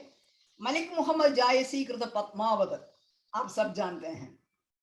कुतबन कृत मृगावती, मंझन कृत मधुमालती, उस्मान कृत चित्रावली, सभी काव्यों में सूफी कवियों की प्रकृति निरीक्षण पटुता दर्शनीय है। सूफी सिद्धांत के अनुसार प्रकृति परमात्मा की दिव्य ज्योति से प्रज्वलित है। नायिका या प्रकृति परमात्मा की दिव्य ज्योति से भासित है, और उसमें परमात्मा का रूप सौंदर्य झलकता है। परमात्मा का रूप सौंदर्य प्रकृति में है और नायिका में है। यही कारण है कि सूफी काव्य में प्रकृति सजीव और सचेतन रूप में उपस्थित होकर परमात्मा के प्रेम और रहस्य को प्रकट करने का माध्यम बन जाती है। इन सूफी प्रेमाख्यान काव्यों में अलंकार के रूप में, प्रतीकात्मक रूप में, उद्दीपन रूप में और स्वतंत्र रूपों में भी प्रकृति का चित्रण मिल जाता है। वैसे प्रकृति चित्रण तो प्रबंध काव्यों का अनिवार्य अंग है। इस कारण इन काव्यों में भी नखशिख वर्णन और उसमें प्रकृति का चित्रण होता है, 12 मासा वर्णन होता है और साथ ही साथ षट ऋतु वर्णन भी होता है।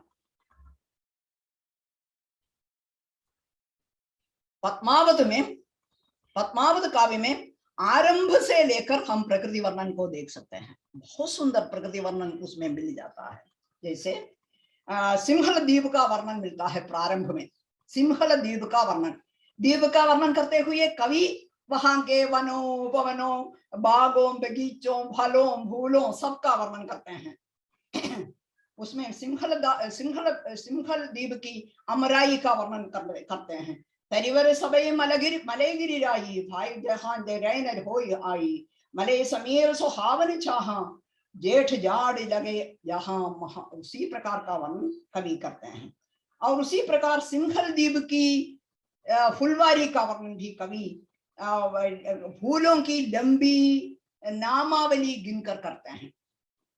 बहुत भूल भूल खन बेली, केवड़ा चंबा कुंद चमेली, सुरंग गुलाल कदम और पूजा, सुगंध बकौरी गंधर्व पूजा। इस प्रकार सबका वर्णन करते हैं। उसी प्रकार षट ऋतु वर्णन और 12 मासा का वर्णन भी उसमें मिल जाता है। और काव्य नायिका के मनोव्यापारों के लिए प्रकृति के साथ के रागात्मक संबंध को कवि इसमें जोड़ देते हैं। नागमदी विरह खंड इस काव्य का पद्मावत का प्रसिद्ध खंड है। नागमदी विरह खंड, उसमें 12 मासा वर्णन में प्रकृति के उपस्थापन में कवि को मलिक मोहम्मद जायसी को आशातीत सफलता मिली है। यद्यपि कहीं कहीं वर्णन ऊहात्मक हो जाते हैं, उसके विरह से कौवे सब काले हो जाते हैं, इस प्रकार का वर्णन भी मिल जाता है। और प्रकृति के इसके सौंदर्य वर्णन में भी कवि प्रकृति के सौंदर्य मूलक, सादृश्य मूलक उपादानों का प्रयोग करते हैं। जैसे सिंदूर रेख जो ऊपर वीरबधूटियों के समान सिंदूर रेखा का वर्णन करते हैं। अधर सुरंग, अधरों का वर्णन करते हैं सुंदर, और बिंबाभल से उसकी तुलना करते हैं। और उसी प्रकार दसन चौक जनु बैठे हीरों के समान दंत पंक्तियों का वर्णन कवि करते हैं। उसी प्रकार हम दूसरे काव्यों में भी, दूसरे प्रेमाख्यान काव्यों में भी सुंदर प्रकृति का वर्णन मिलता है। अब समय की कमी के कारण हमें रीतिकाल तक आना चाहिए। हम सगुण भक्ति शाखा की ओर जाएंगे। सगुण भक्ति की ओर मैं आपको ले चलूंगी। आप आइए मेरे साथ। और कृष्ण भक्त कवि, जैसे कि मैंने पहले ही विद्यापति के प्रसंग में कहा कि कृष्ण तो वनवासी ही हैं, वन विहारी हैं, कुंज विहारी हैं। और जैसे कि उन कवियों की पृष्ठभूमि भी, सूरदास जैसे कि अष्टछाप के कवियों की पृष्ठभूमि भी प्रकृति की रही है, प्रकृति स्थली। वृंदावन, मथुरा वृंदावन की सुरमणीय भूमि रही है। काव्य नायक कृष्ण जो हैं स्वयं प्रकृति के संगी साथी हैं। और गोपिकाएं, वहां की गोपिकाएं वृंदावन की प्रकृति के अंग बनकर पली बैठी हैं। अतः कृष्ण भक्ति काव्य धारा में प्रकृति के सुमनोहर चित्रों का अंकन होना स्वाभाविक है। कवि भी प्रकृति में पलने वाले और काव्य नायक नायिकाएं भी प्रकृति के अंग, और इस कारण इसका स्वाभाविक है।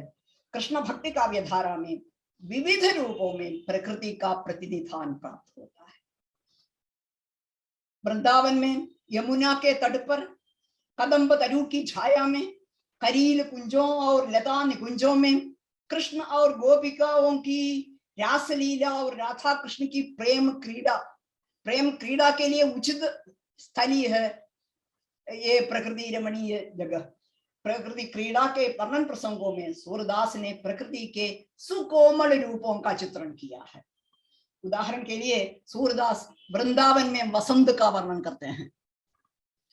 सदा वसंत रहत जहाँ वास, सदा वर्ष जहाँ नहीं उदास, कोकिल कीर सदा तहरोर, सदा रूप मनमथ चित चकोर। इस प्रकार का वर्णन आगे चलता है। और अन्य ऋतुओं में चित्रण में भी सूरदास को आशातीत सफलता मिली है। विप्रलंब श्रृंगार वर्णन तो आपने सुना ही होगा। भ्रमर गीत में आप देखिए, भ्रमर के प्रतीक को, भ्रमर को मधुब को, भ्रमर या मधुब को प्रेमी या कामुक व्यक्ति के प्रतीक के रूप में लेकर वे भ्रमर गीत प्रसंग का वर्णन करते हैं।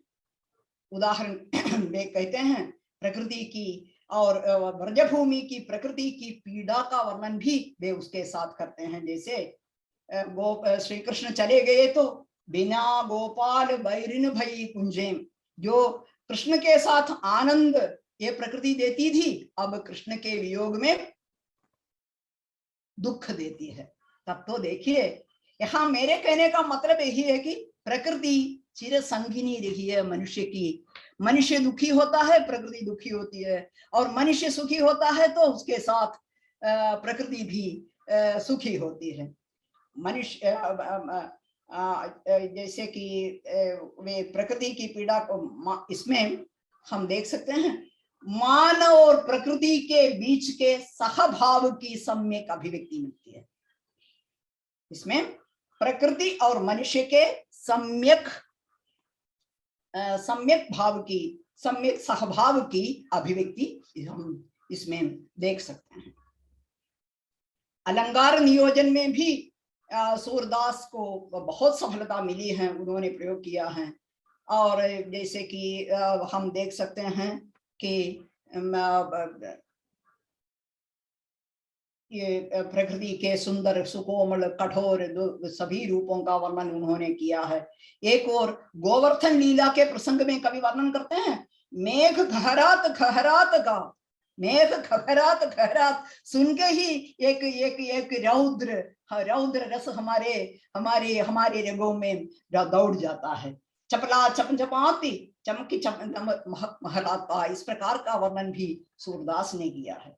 अष्टछाप के अन्य कवियों में नंददास, परमानंद दास जैसे कवियों ने भी अपनी कृतियों में प्रकृति के मनमोहक चित्र उकेरे हैं। अब आ जाइए राम भक्ति धारा में हम जाएंगे, राम भक्ति की ओर जाएंगे। राम भक्ति धारा में विविध रूपों में प्रकृति का प्रतिनिधान परिलक्षित होता है। प्रकृति के विविध रूपों में वर्णन होता है। प्रकृति का परिवेश संपूर्ण राम कथा को एक विशिष्ट आयाम प्रदान करता है। वस्तुतः राम का जीवन अयोध्या के राजमहल से ज्यादा वनों में ही बीता था। उस काल में भारत भूमि जंगलों में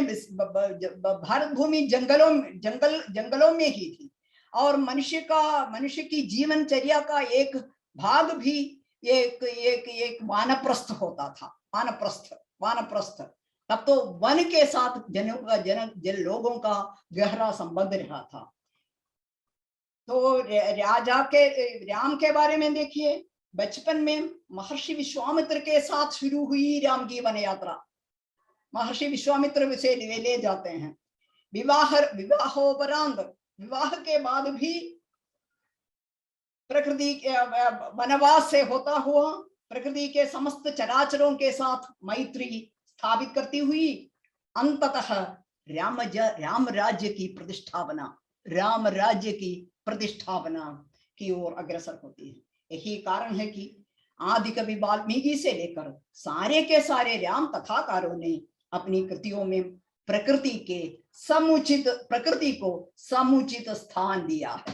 प्रकृति का सुंदर काव्य राम काव्य होता है। हिंदी के सर्वश्रेष्ठ राम भक्त कवि तुलसीदास ने अपने रामचरितमानस, गीतावली, कवितावली जैसे काव्यों में प्रकृति के वैविध्यपूर्ण चित्र खींचे हैं। बालकांड में पुष्प वाटिका प्रसंग है, पापी गोप सरित सरनाना, इस प्रकार वहां के इसका वे चित्रण करते हैं। और उसी प्रकार वाल्मीकि के आश्रम की प्रकृति की छटा का भी उन्होंने वर्णन किया है। और पुष्प वाटिका में राम सीता के प्रथम दर्शन का जो वर्णन करते हैं, वहां भी वे कवि प्रकृति का मनोहारी चित्र खींचते हैं।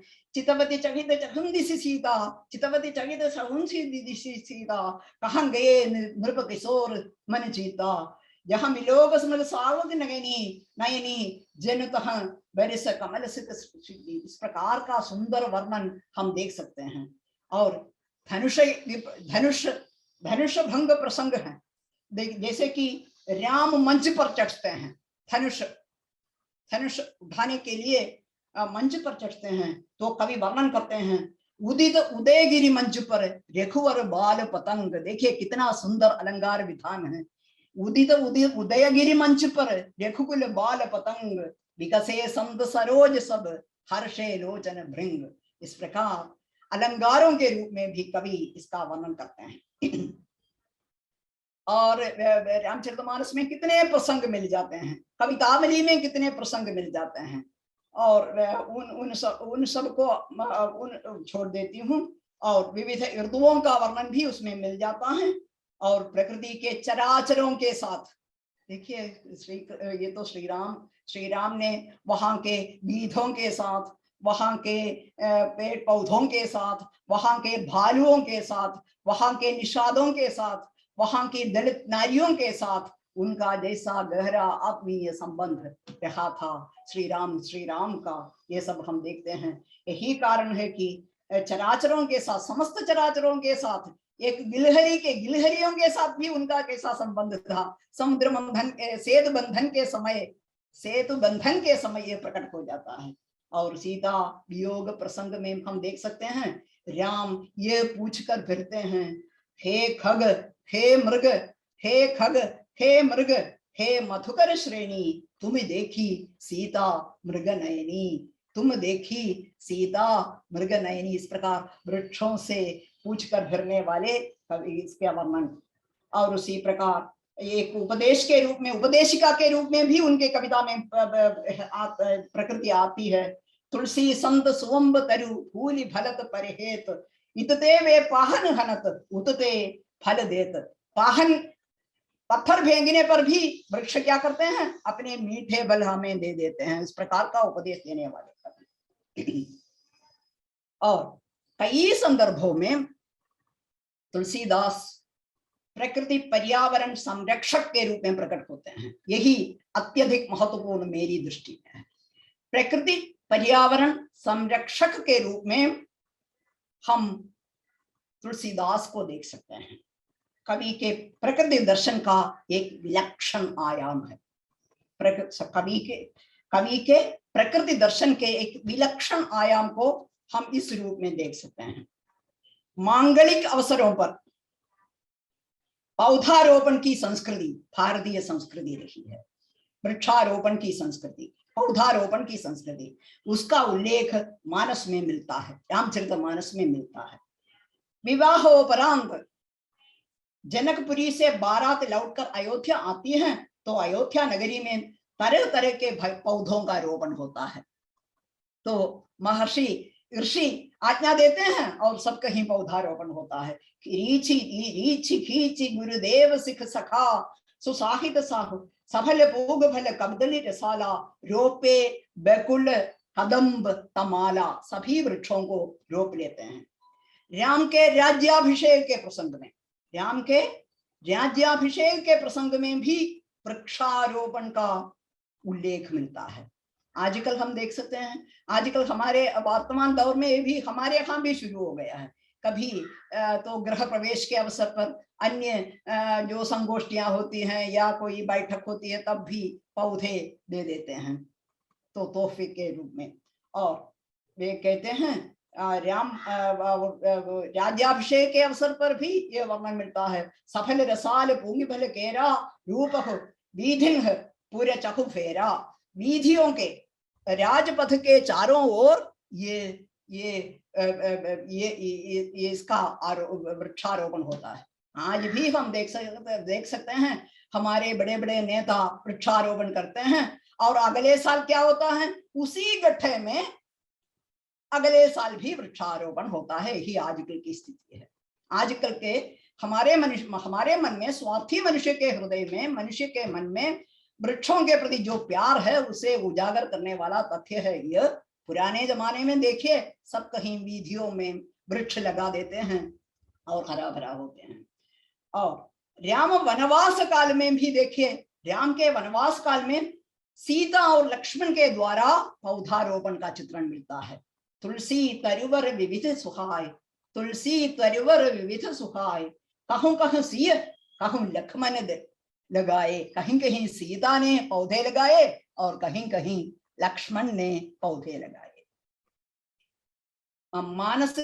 रामचरितमानस के लक्ष्मण मूर्छा प्रसंग में संजीवनी बूटी लाने का प्रसंग है। देखिए, प्रकृति में मनुष्य को जीवन दिलाने की जो जो जो जो जो शक्ति होती है, अमोघ शक्ति होती है, संजीवनी शक्ति होती है, उस ओर भी यहाँ संकेत मिलता है। संजीवनी शक्ति की ओर औषधीय गुण की चर्चा यहाँ मिलती है।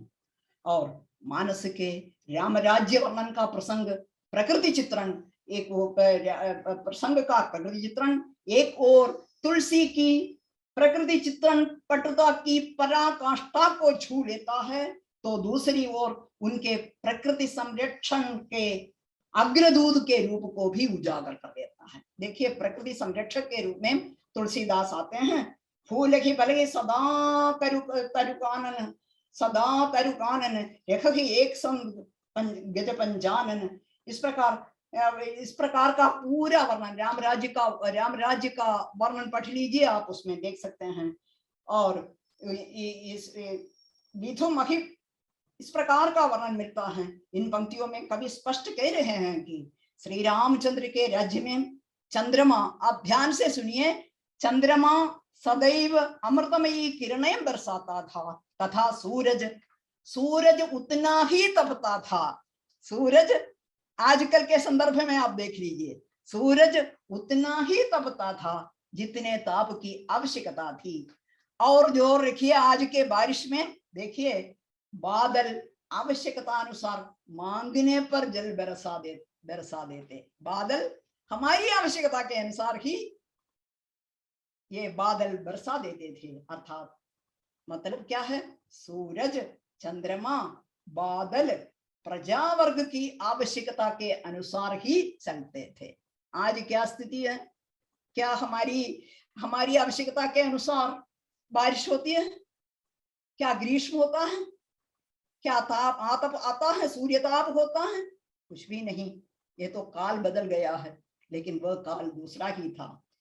वर्तमान दौर के जलवायु परिवर्तन के संदर्भ में, वर्तमान काल के जलवायु परिवर्तन के संदर्भ में इन पंक्तियों का विशेष महत्व है। कविवर तुलसी की दूरदर्शिता इस कथन में स्पष्ट दर्शित होती है कि प्रकृति पर्यावरण की संतुलित स्थिति में ही राम राज्य की स्थापना हो सकती है।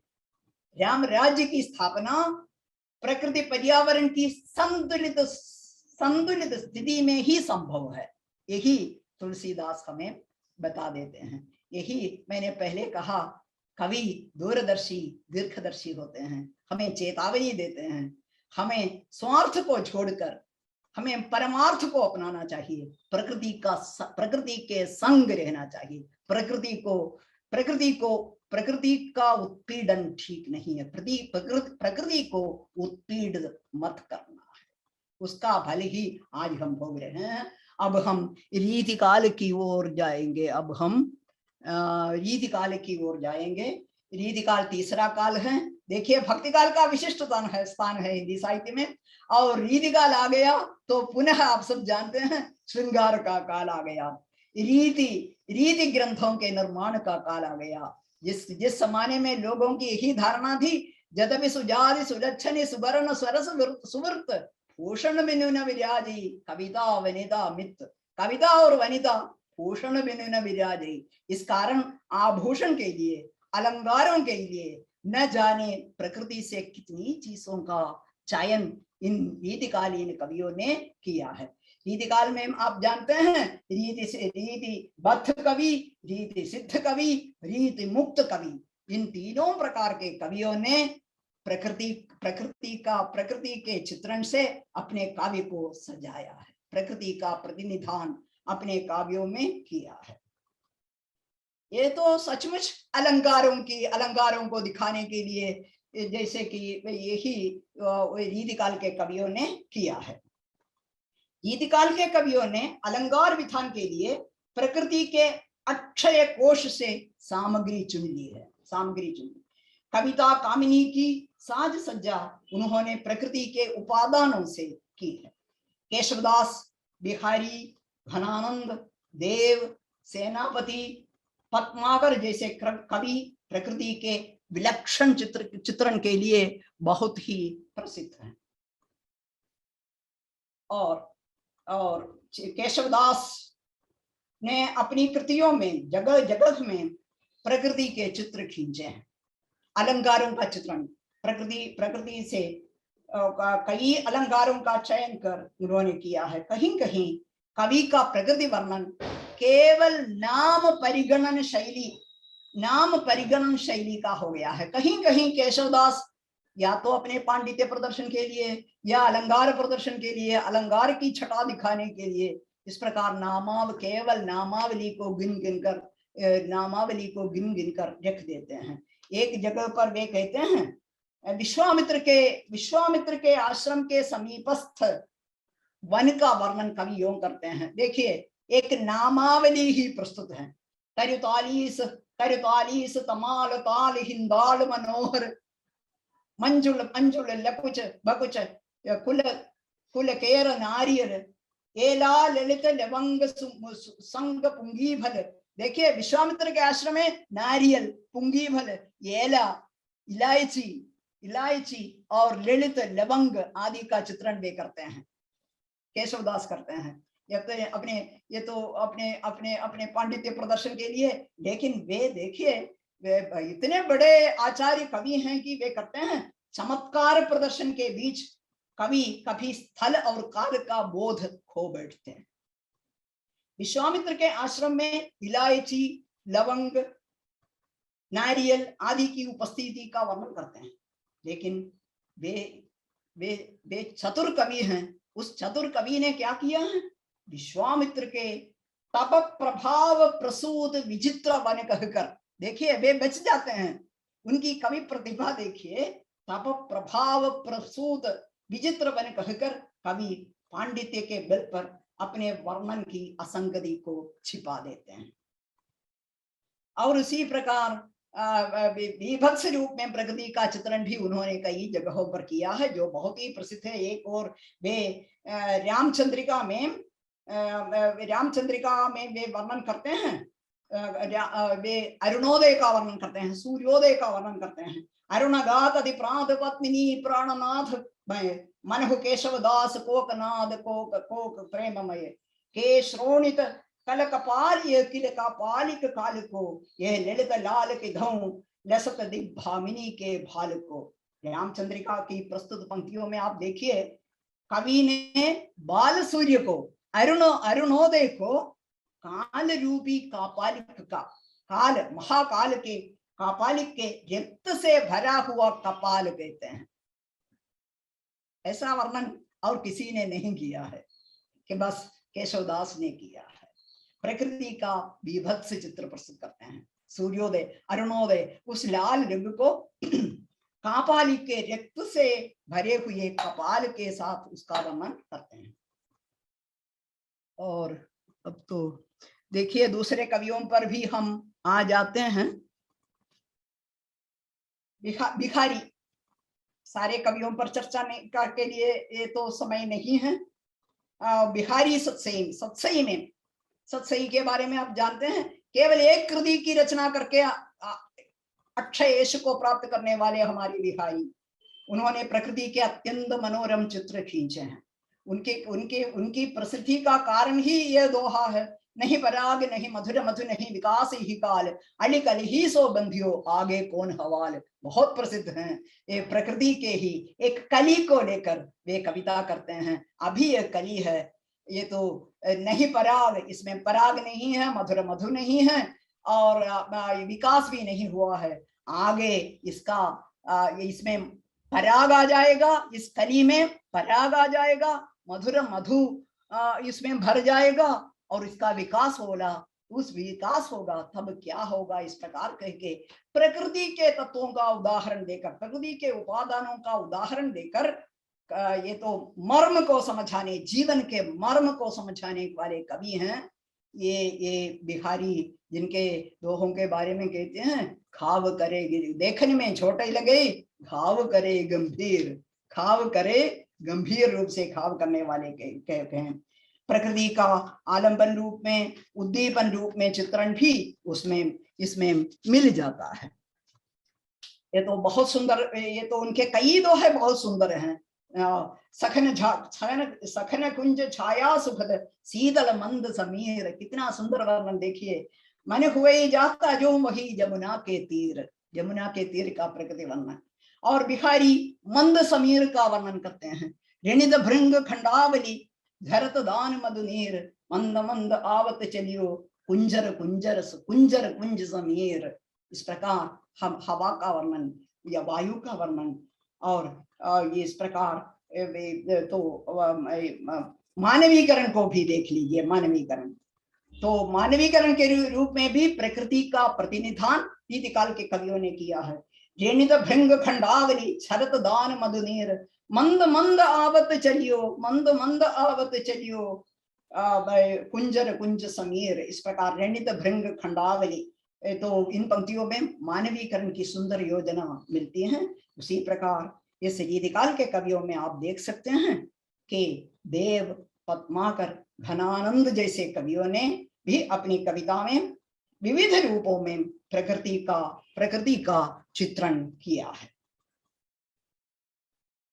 और नायक नायिका के नखशिख वर्णन में प्रकृति के उपादानों को चुना है। मुख के लिए चंद्रमा, कमल, आंखों के लिए कमल, मीन, खंजन, नाक के लिए शुक, बाह के लिए बर्नाड़, जांघ के लिए कदली स्तंभ आदि का प्रयोग इन कवियों ने किया है। प्रतीकात्मक वर्णनों में भी प्रकृति का सहारा लिया गया है।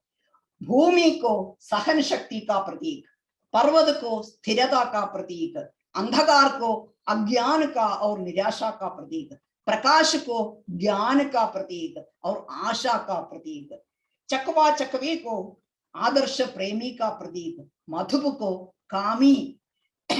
कामी के प्रतीक के रूप में कवियों ने चित्रित किया है। इस प्रकार हम उसका समाहार इस प्रकार करेंगे, क्योंकि समय भी आ गया है। आदिकाल से लेकर रीतिकाल तक की हिंदी कविता में प्रकृति के प्रतिनिधान पर यह दृष्टि डालने पर विदित होता है कि सतत प्रवाहित इस काव्य धारा में प्रकृति मानव की सहचरी के रूप में यत्र तत्र सर्वत्र दर्शित है। कभी कभी कविता ने कभी भी प्रकृति का संग कवियों ने नहीं छोड़ा है। सभी कालों की कविता में काल और परिवेश के अनुसार प्रकृति का प्रतिनिधान आलंबन के रूप में, उद्दीपन के रूप में, अलंकार के रूप में, विविध रूपों में दर्शित है। भारतीय संस्कृत वाङ्मय की देखिए, अतीत की ओर जाएंगे, वाङ्मय की समर्थ और मनमोहक प्रकृति चित्रण परंपरा से तीनों कालों के कवियों ने प्रभाव ग्रहण किया है। संस्कृत परंपरा से ये भक्ति का, चाहे आदिकाल हो या वीरगाथा काल हो, भक्ति काल हो, रीति काल हो, उन्होंने ये तो प्रभाव ग्रहण किया है। तथा अपने अपने परिवेश और जीवन दर्शन, देखिए परिवेश ही प्रमुख है। दरबार में बैठने वाले कवि और बाहर बैठने वाले कवि, इन दोनों में अंतर होता है, और अपने अपने परिवेश और जीवन दर्शन के अनुसार अपनी कविता में उनका प्रतिष्ठापन किया है। आगे चलकर आधुनिक, हमें आगे की ओर देखना चाहिए। आगे चलकर आधुनिक काल की कविता में प्रकृति चित्रण के लिए उचित पृष्ठभूमि तैयार करने की ओर इस रीतिकाल तक की कविता ने, कविता के बहुआयामी प्रकृति प्रतिनिधान ने महती भूमिका निभाई है। उन्हीं का प्रयोग किया है, लेकिन भिन्न ढंग से किया है। और इस बदलते युग परिवेश में नए भावबोध और सौंदर्य बोध को लेकर अवतरित वर्तमान कविता पर भी पूर्वगामी काव्यधारा के प्रकृति चित्रण का पर्याप्त प्रभाव प्रकट होता है। मानव और प्रकृति की सौहार्दपूर्ण साझेदारी, मेरे कहने का मतलब यही है कि मानव और प्रकृति की सौहार्दपूर्ण साझेदारी की उद्घोषणा का स्वर ही इस काव्यधारा में मुखरित है। हमारी हिंदी की काव्यधारा में जो भारतीय भाषा की का प्रमुख काव्यधारा है, उसमें हम देख सकते हैं आदिकाल से लेकर रीतिकाल तक की काव्यधारा में प्रकृति के विविध रूपों में, प्रकृति का विविध रूपों में प्रतिनिधान हुआ है।